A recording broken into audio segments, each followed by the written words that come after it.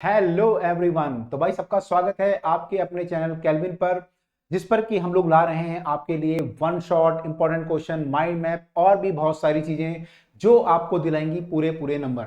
तो भाई इसी सीरीज में हम लोग लेकर आ गए हैं आज माइंड मैप, और माइंड मैप है आज हमारे पास चैप्टर ग्रेविटेशन का। तो आज हमें ग्रेविटेशन का माइंड मैप करना है। तो लेट अस सी ग्रेविटेशन का जो माइंड मैप है उसमें क्या क्या चीजें हमने डाली हैं। तो भाई मैं ट्राई करते हैं कि सारे चैप्टर की जो भी सारी चीजें होती हैं पूरी पूरी आउटलाइन आपको दे दें, ताकि अगर किसी बच्चे ने पढ़ना स्टार्ट नहीं किया है तो उसे पता चल जाए कि चैप्टर में क्या क्या पढ़ना है, और जिसने चैप्टर पढ़ लिया है उसको पता चल जाए कि चैप्टर में उसने जो पढ़ा था सारा याद है या नहीं है। तो दोनों के लिए इंपॉर्टेंट है माइंड मैप। तो चलिए शुरू करते हैं आज का माइंड मैप जो है चैप्टर ग्रेविटेशन का। तो ग्रेविटेशन में जो बात की गई है, पहले बात की गई है भाई इसमें केपलर लॉ की बात की गई है, Kepler law of planetary motion. तो तीन लॉ है केपलर के, पहला लॉ, दूसरा लॉ, तीसरा लॉ। पहला लॉ बोलता है, ये आपका होता है लॉ ऑफ ऑर्बिट। ये कहता है कि जो प्लेनेट घूमते हैं सन के चारों तरफ वो इलिप्टिकल ऑर्बिट पे घूमते हैं। बचपन से मैंने पढ़ा सर्कुलर ऑर्बिट होती है, लेकिन वो सर्कुलर नहीं होती है, इलिप्टिकल होती है। केपलर ने प्रूव किया था। तो भाई ये इलिप्टिकल ऑर्बिट होती है, सन इसके फोकाई या फोकस पे होता है। सेकेंड लॉ होता है लॉ ऑफ एरिया। ये कहता है कि जो प्लेनेट घूम रहे हैं तो प्लेनेट को जो सन से जोड़ने वाली लाइन है वो जो एरिया स्वैप करती है, जो एरिया बनाती है, जैसे वाइपर होता है ना गाड़ी का, तो एरिया स्वैप करता है, जितना एरिया साफ करता है वो। तो ऐसे यहाँ पे जो ये घूम रहा है, जितना एरिया ये कवर करता है, तो ये एरिया जो है सेम टाइम में सेम एरिया कवर करता है। तो यहाँ पे अगर मान लीजिए ये दूर है यहाँ पे, तो ये क्या होगा, कम चलेगा प्लेनेट ताकि एरिया बराबर आए, और यहाँ पास है तो ये ज्यादा चलेगा प्लेनेट ताकि एरिया जो है दोनों बराबर आए। तो उसको हम बोलेंगे कि लॉ ऑफ एरिया है, दोनों एरिया सेम होते हैं। इसको हम बोलते हैं एरियल वेलोसिटी। एरियल वेलोसिटी हमारी सेम रहती है, तो this is DA by D T is constant. और डीए बाई डी टी को हम ये भी प्रूव कर सकते हैं कि वो एंगुलर मोमेंटम बाई 2m के बराबर होता है, तो वो चीज हमारी कांस्टेंट रहती है। वहां से भी हम लोग प्रूव कर सकते हैं। तीसरा लॉ जो है लॉ ऑफ टाइम है, लॉ ऑफ टाइम पीरियड है। ये बोलता है कि टी स्क्वायर जो होता है प्रोपोर्शनल टू आर क्यूब होता है। Law of time period, T square proportional to R cube आपका होता है। तो जो भी आप टाइम लेते हैं टी स्क्वायर को, वो आर क्यूब से प्रोपोर्शनल होता है। जो भी प्लेनेट यहाँ घूम रहा है तो जिसका डिस्टेंस अगर ज्यादा है तो उसका टाइम भी ज्यादा लगेगा उसको घूमने में। जैसे प्लूटो बहुत दूर है तो टाइम ज्यादा लगेगा। तो T square proportional to R cube है। तो इस पर क्वेश्चन हमने किए हैं। अगर आपने इंपॉर्टेंट क्वेश्चन की सीरीज देखी होगी तो कई सारे क्वेश्चन हम लोगों ने किए हैं। तो भाई ये क्वेश्चन आप देख लेना कि अगर टाइम पीरियड हमारा, मान लो किसी ने बोला कि प्लेनेट आपका डबल दूरी पे है तो टाइम पीरियड कितना होगा, तो वो सब हम लोग कर सकते हैं। तो ये भाई केपलर लॉ के बारे में बात की गई है। उसके बाद बात की गई है न्यूटन लॉ ऑफ ग्रेविटेशन। तो न्यूटन के ग्रेविटेशन लॉ के बारे में बात की गई है। न्यूटन ने जो बोला था कि एफ हमारा जो होता है दो बॉडी के बीच में फोर्स जो होता है, ग्रेविटेशन फोर्स, वो उनके मास के प्रोडक्ट के बराबर होता है, यानी m1 इंटू एम के बराबर होता है, प्रोपोर्शनल होता है, और इनवर्सली प्रोपोर्शनल होता है आर स्क्वायर के। तो यहां से हमारा निकल के आता है F equal to G m1 m2 by R square. G जो है कांस्टेंट है, प्रोपोर्शनलिटी कांस्टेंट, इसको बोलते हैं यूनिवर्सल ग्रेविटेशन कांस्टेंट, और इसकी वैल्यू होती है 6.67 10 टू पावर -11। यूनिट हम निकाल सकते हैं यहां से, अगर हम सॉल्व करें तो यूनिट हमारी आएगी न्यूटन मीटर स्क्वायर पर किलोग्राम स्क्वायर, ये हमारी यूनिट भी आ जाती है। अब जो ग्रेविटेशन फोर्स हम निकालते हैं उसकी कुछ प्रॉपर्टी होती है, जैसे कि फोर्स हमारा कंजर्वेटिव होता है, सेंट्रल फोर्स है, इनवर्स स्क्वायर लॉ को फॉलो करता है ना। दो बॉडी के बीच में जो फोर्स होता है वो इनवर्स स्क्वायर लॉ को फॉलो करता है। थर्ड लॉ न्यूटन, जो न्यूटन का थर्ड लॉ है उसको फॉलो करता है। उसके अलावा आप देखेंगे तो इंडिपेंडेंट ऑफ मीडियम है, मीडियम पर डिपेंड नहीं करता है। अगर दो बॉडी के बीच में आप मीडियम चेंज करें तो कोई फोर्स चेंज नहीं होगा, फोर्स हमारा सेम रहता है, तो मीडियम पे डिपेंड नहीं करता है, ये इसकी प्रॉपर्टी है। तो इसके बारे में भाई डिस्कस किया गया है। अच्छा नेक्स्ट, इससे जो हमने निकाला है, फिर हमने क्या निकाला कि अर्थ का जो ग्रेविटेशन फोर्स है, वो अर्थ का ग्रेविटेशन फोर्स हम निकाल सकते हैं F equal to G m1 m2 by R square. तो अगर हम फोर्स बाय मास कर दें, मान लीजिए G m1 m2 by R square by mass कर दें, तो हमें क्या आएगा, एक्सेलरेशन। फोर्स बाय मास क्या होता है, एक्सेलरेशन। तो कोई बॉडी अगर हम नीचे गिराएं, कोई पेन, कोई सेब, कोई बॉल नीचे गिराएं, तो उसका एक्सेलरेशन कितना होगा, तो वो होगा आपका G M by R E square. G m1 m2 by R square आएगा, उसमें से m2 कट जाएगा जो मास ऑफ बॉडी होगा, लेकिन मास ऑफ अर्थ बच जाएगा वहां पे, क्योंकि हमने अर्थ और मास के बीच में फोर्स निकाला है। तो G M earth by R E square आपका बचेगा। तो ये आपका हो गया जी। और इसको अगर आप सॉल्व करेंगे, अगर आप मास की वैल्यू पुट करें, मान लीजिए मास कई बार जो है वॉल्यूम की फॉर्म में, मास कई बार जो है आपको वॉल्यूम और डेंसिटी की फॉर्म में लिखना पड़ता है। तो मास क्या होता है, वॉल्यूम इंटू डेंसिटी। वॉल्यूम क्या होता है, स्फीयर का volume 4/3 pi R cube into density, तो वो हम रख देंगे मास की जगह पे। आर क्यूब से आर स्क्वायर कट जाएगा, तो एक आर ऊपर बचेगा, तो आपका फॉर्मूला 4/3 पाई जी आर रो। ये भी हो सकता है। तो कई बार क्वेश्चन में ऐसा भी आपको देता है कि एक प्लेनेट है, उसकी डेंसिटी डबल है, रेडियस आधी है, तो बताओ जी कितना होगा, तो वहां से हम निकाल सकते हैं। इसकी जो यूनिट होती है जी की, एक्सेलरेशन ड्यू टू ग्रेविटी बोलते हैं इसको, इसकी जो यूनिट होती है वो होती है मीटर पर सेकंड स्क्वायर या फिर न्यूटन पर किलोग्राम, तो ये जी की यूनिट होती है। उसके बाद इसका वेरिएशन जो है, जी हमारा कांस्टेंट मतलब नहीं रहता है। अगर हम मूव करें ऊपर, अगर मूव करें अर्थ में या नीचे चले जाएं, डेप्थ में गड्ढा खोद के चले जाएं, कोई टनल बना के नीचे चले जाएं, तो जी की वैल्यू भाई चेंज हो जाती है, चेंज हो जाती है। फॉर्मूला क्या है, अगर हाइट पे जाते हैं तो फॉर्मूला हो जाता है G equal to G naught R square divide by R plus H का होल स्क्वायर। यहाँ पे जो एच है वो हाइट फ्रॉम द सरफेस है, और जी नॉट जो है सरफेस पे वैल्यू है। तो सरफेस से जब ऊपर जाओगे तो वैल्यू जी जो है G naught into R square divide by R plus H square हो जाएगा, वैल्यू हमारी चेंज हो जाती है, तो ये ध्यान रखिएगा। और जब हमारी हाइट कम होती है, जब हाइट मान लो जैसे आपकी रेडियस ऑफ अर्थ है 6400 किलोमीटर, और हाइट जो है हमारी मान लो 50, 100, 60, 100, 150 किलोमीटर तक अगर हम लें, अगर हमारी हाइट रेडियस के मुकाबले कम है, तो हम इस फॉर्मूले को मॉडिफाई करके लिख सकते हैं G naught 1 minus 2h by are.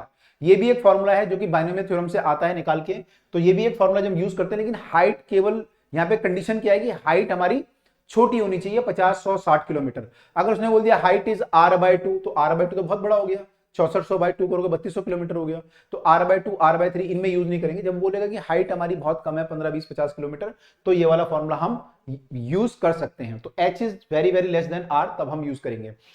फिर डेप्थ के लिए फॉर्मूला है कि अगर नीचे जाएंगे तो क्या होगा, तो अगर डी डेप्थ में जाएंगे तो फॉर्मूला हो जाएगा G naught 1 minus D by R. तो नीचे जाते हुए भी हमारा फोर्स घटता है, जो ग्रेविटेशन फोर्स है, और ऊपर जब हम आते हैं सरफेस से तब भी हमारा फोर्स घटता है।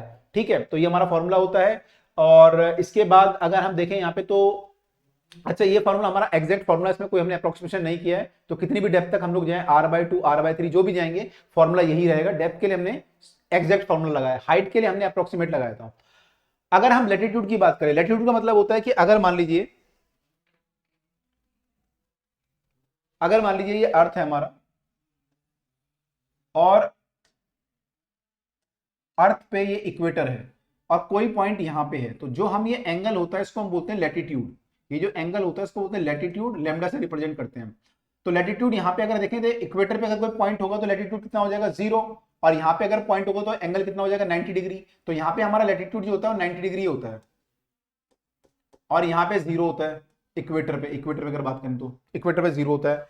तो लैटिट्यूड के साथ भी हमारा जो है ग्रेविटेशन फोर्स जी की वैल्यू चेंज होती है, क्योंकि अर्थ घूमती है, उसके रोटेशन से क्या होता है, बाहर की तरफ को सेंट्रीफ्यूगल फोर्स लगता है, तो जी की वैल्यू चेंज होती है। तो सबसे ज्यादा जो वैल्यू चेंज होती है वो हमारे इक्वेटर पे होती है। अगर आप देखें जी का फॉर्मूला जो होता है G naught omega square R cos square lambda, ये फॉर्मूला आता है। G naught minus omega, omega क्या है, अर्थ का रोटेशन का जो स्पीड है, 2π बाय टाइम पीरियड, और टाइम पीरियड 24 घंटे अर्थ का, आपको पता ही है ना, पता है नहीं पता, 2π by time period formula omega का पहले भी यूज किया कई बार हमने, है ना। तो omega square R cos square lambda हो जाएगा, लैम्डा की वैल्यू आपको मालूम होनी चाहिए। अब अगर आप देखिए पोल पे लैम्डा 90 होता है, लैम्डा 90 में कॉस 90 0 हो जाएगा, तो ये वैल्यू 0 हो जाएगी, तो जी इक्वल टू जी नॉट आ जाएगा, यानी ये मैक्सिमम वैल्यू है आपकी। अगर आप बाकी जगह निकालोगे तो माइनस करना पड़ेगा आपको, इक्वेटर पे सॉरी पोल पे आपको कुछ माइनस नहीं करना, क्योंकि वैल्यू 90 हो जाएगी, 0 हो जाएगा। इक्वेटर पे अगर आप आओगे तो वैल्यू 1 हो जाएगी कॉस, क्योंकि लैम्डा 0 हो जाएगा, तो कॉस 0 1 होता है, तो ये वैल्यू मैक्सिमम हो जाएगी कॉस की वैल्यू, तो ये आपकी वैल्यू मिनिमम हो जाएगी, क्योंकि माइनस कर रहे हो ना आप, तो अगर ये मैक्सिमम हो गया तो ये मिनिमम हो जाएगा पूरा वैल्यू। तो G naught minus omega square R आपकी वैल्यू आती है इक्वेटर पे, और ये मिनिमम हो जाएगी।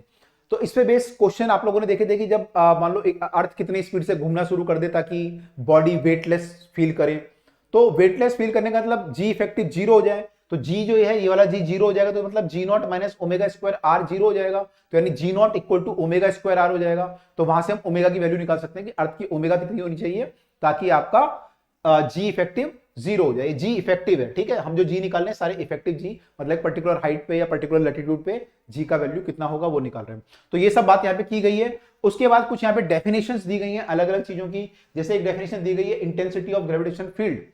इंटेंसिटी ऑफ ग्रेविटेशन फील्ड का मतलब होता है कि ग्रेविटेशन फील्ड क्या होता है, किसी बॉडी के चारों तरफ जहां पे कोई दूसरी बॉडी अगर आप लाओगे और उसको फोर्स लगने लगे, तो हम बोलेंगे कि इसका फील्ड है यहाँ पे। तो पूरा स्पेस जो है जहां पे इसका ग्रेविटेशन फोर्स एक्सपीरियंस किया जा सकता है इस बॉडी का, उसको बोलेंगे इसका ग्रेविटेशन फील्ड। तो ग्रेविटेशन फील्ड इंटेंसिटी क्या होती है, इंटेंसिटी का मतलब होता है कि अगर कोई बॉडी आप लेके आए और उस पर जो फोर्स लग रहा है वो मान लो एफ लग रहा है, तो हम देखेंगे कि फोर्स इस बॉडी पे जो फोर्स लग रहा है, इस बड़ी बॉडी के कारण मान लो इस पर फोर्स लग रहा है, तो वो फोर्स पर यूनिट मास कितना लग रहा है, फोर्स पर यूनिट मास जो आप लेके आ रहे हो पर यूनिट मास, या फिर 1 किलोग्राम अगर बॉडी है तो फोर्स कितना लग रहा है, वो अगर हम निकालें तो उसको बोलेंगे इंटेंसिटी ऑफ ग्रेविटेशनल फील्ड। तो F बाय मास करते हैं, इससे फॉर्मूला हमारा gm बाय आर स्क्वायर आ जाता है। तो ये जो आप देख रहे होगे ये एक्चुअली वेक्टर क्वांटिटी है, पहली बात। तो दूसरा, इसकी वैल्यू आप देख रहे होगे इसके g के बराबर आ रही है, gm bye R square.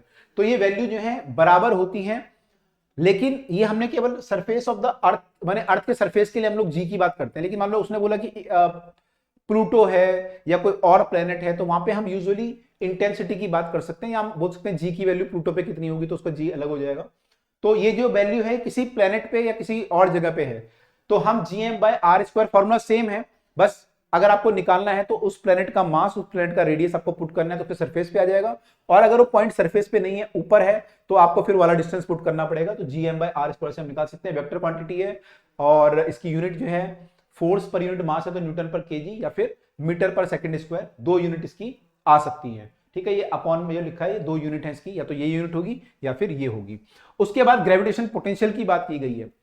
Gravitation potential का मतलब है कि किसी बॉडी को अगर हम इन्फिनिटी से लेके आए कहीं पर, तो कितना वर्क हमें करना पड़ेगा अगर हम उसे स्लोली लेके आए। तो work done per unit mass अगर हम निकाले उसको बोलते हैं ग्रेविटेशन पोटेंशियल। इसकी वैल्यू आती है माइनस जी एम अपॉन में R, minus G M upon में आर। एम जो है किसका मास है, जो प्लेनेट है। अगर आप बॉडी को लेके आ रहे हो उसका मास तो एम नॉट है, वो तो डिवाइड होकर कट जाएगा। तो जो एम बचा प्लेनेट उसका मास है minus G M by R. R मतलब डिस्टेंस, कितने डिस्टेंस पे आप लेके आए। और ये एक स्केलर क्वांटिटी है। ग्रेविटेशन पोटेंशियल कैसी क्वांटिटी है, स्केलर। तो इसको ऐड करना इजी है, वेक्टर को ऐड करना डिफिकल्ट होता है। जैसे वेक्टर तो ऐड करना डिफिकल्ट होता है, आपको वेक्टर का लॉ यूज करना पड़ता है। लेकिन पोटेंशियल जब जो है स्केलर क्वांटिटी आप सिंपली ऐड कर सकते हो, है ना। 2 और 2 यहाँ पे 4 ही होगा, यहाँ पे 2 और 2 जो है 3 नहीं हो सकता, लेकिन यहाँ पे 2 और 2 3 भी हो सकता है वेक्टर में, तो ध्यान रखिएगा। उसके अलावा इसकी जो यूनिट है वर्क पर यूनिट मास है, तो जूल पर किलोग्राम, क्योंकि वर्क हमारी एनर्जी होती है एक तरह का, जूल पर किलोग्राम हमारी यूनिट हो जाएगी। तो इसके बारे में बात की गई है। तीसरी जो डेफिनेशन की बात की गई वो है ग्रेविटेशन पोटेंशियल एनर्जी। 2 ऑब्जेक्ट अगर रखे हुए हैं उनके बीच में एक एनर्जी होती है, ग्रेविटेशन एनर्जी बोलते हैं उसको हम, ग्रेविटेशन पोटेंशियल एनर्जी। उसका फॉर्मूला होता है हमारा G minus G M1 M2 by R. तो 2 बॉडी के बीच में जो एनर्जी स्टोर होती है उसको बोलते हैं, वो फॉर्मूला होता है minus G M1 into M2 upon में इनके बीच का डिस्टेंस R। तो इसमें क्वेश्चन हमने किए थे कि अगर 3 बॉडियां रखी हुई हैं तो क्या करेंगे। अगर 3 बॉडी रखी हुई है तो हम इन दोनों के बीच में पहले निकालेंगे G M1 M2 bye R1, फिर G M2 M3 bye R2, जो भी इनका बीच का डिस्टेंस है, फिर G M3 M1। तो सारा निकालना पड़ेगा आपको। ऐसी अगर 4 बॉडी रखी हुई है तो पहले इन दोनों के बीच में, फिर इन दोनों के बीच में, फिर इन दोनों के, फिर इन दोनों के, और एक और निकालना पड़ेगा हमें, इन दोनों के बीच में भी निकालना पड़ेगा और इन दोनों के बीच में भी निकालना पड़ेगा, तब जाके हमारा नेट वैल्यू आएगा। अगर हम ये निकालेंगे तब जाके हमारा नेट वैल्यू आएगा पोटेंशियल एनर्जी का। तो आपको 6 पेयर में एनर्जी निकालनी पड़ेगी, इन दोनों की 6 पेयर बनेंगे आपके। तो सारी एनर्जी निकाल के ऐड कर देंगे, वो हमारी पोटेंशियल एनर्जी होगी इस पूरे सिस्टम की। और ये नेगेटिव आती है क्योंकि माइनस साइन लगा हुआ है, तो ये वैल्यू आपकी नेगेटिव आएगी, ध्यान रखिएगा। तो इस पर हमने क्वेश्चन किए थे, आप लोग भी देखिएगा। इसी का यूज करके हम लोगों ने एस्केप वेलोसिटी निकालते हैं कि हम किसी बॉडी को अगर बाहर फेंक दें, इन्फिनिटी में फेंक दें अर्थ से, तो कितनी स्पीड आपको देनी चाहिए उसको। तो एस्केप वेलोसिटी का फॉर्मूला हमारा आता है, कंजर्वेशन एनर्जी लगा के हमारा फॉर्मूला आ जाता है 2gm अपॉन में r। m जो है मास ऑफ द अर्थ है, 2g आपका कांस्टेंट है, यूनिवर्सल ग्रेविटेशन कांस्टेंट हमने बात की थी ऊपर, और अपॉन में r मतलब रेडियस ऑफ द अर्थ। तो यहां से हम लोग निकाल सकते हैं इस फॉर्मूले को, हम 2gr भी लिख सकते हैं। g की वैल्यू यहां से अगर पुट करें तो 2gr आ जाएगा, ये भी एक फॉर्मूला होता है। अर्थ के लिए जो वैल्यू आती है, अर्थ के लिए जो वैल्यू आती है वो आती है 11.2 किलोमीटर पर सेकंड। तो इतनी स्पीड से आपको किसी बॉडी को फेंकना पड़ेगा।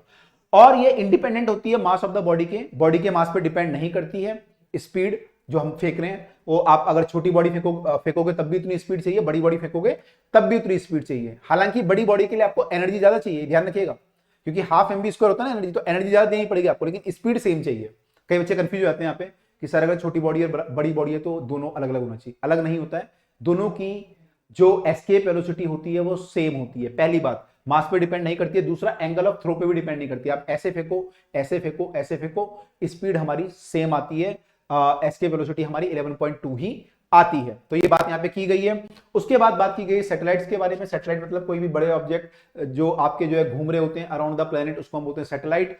टाइप ऑफ सैटेलाइट हमारे जो इंपॉर्टेंट है वो है पोलर सैटेलाइट और जियो स्टेशनरी और जियो सिंक्रोनस सैटेलाइट। जियो सिंक्रोनस सैटेलाइट क्या होते हैं, जो आपकी एक जगह पे रुके हुए आपको दिखते हैं। इनका टाइम पीरियड 24 घंटे होता है। ये अर्थ के साथ साथ घूमते हैं, वेस्ट टू ईस्ट इनको रोटेशन करते हैं। हाइट 36,000 किलोमीटर होती है। इनकी जो ऑर्बिट होती है आपको रुके हुए दिखते हैं, तो आप इसको बोलते हैं पार्किंग ऑर्बिट या फिर स्टेशनरी ऑर्बिट बोलते हैं उनको। इक्वेटोरियल प्लेन पे ये लोग जो है रिवॉल्व करते हैं। इक्वेटोरियल प्लेन पे रिवॉल्व करने का मतलब है कि इनकी जो ऑर्बिट होती है, वो जैसे ये इक्वेटर है यहाँ पे, तो इनकी ऑर्बिट इसी के ऊपर ऐसे घूमते हैं ये, ठीक है। ये ऐसे नहीं घूमते कि ये अर्थ है तो ये यहाँ पे घूम रहे हैं या फिर ये यहाँ पे घूम रहे हैं, ऐसा नहीं होता। ये इक्वेटर पे ही आपके घूम रहे होते हैं, ठीक है। तो इक्वेटोरियल प्लेन पे घूम रहे होते हैं। उसके बाद ये यूज किसके लिए होते हैं? कम्युनिकेशन के लिए यूज होते हैं आपके ये वाले सैटेलाइट।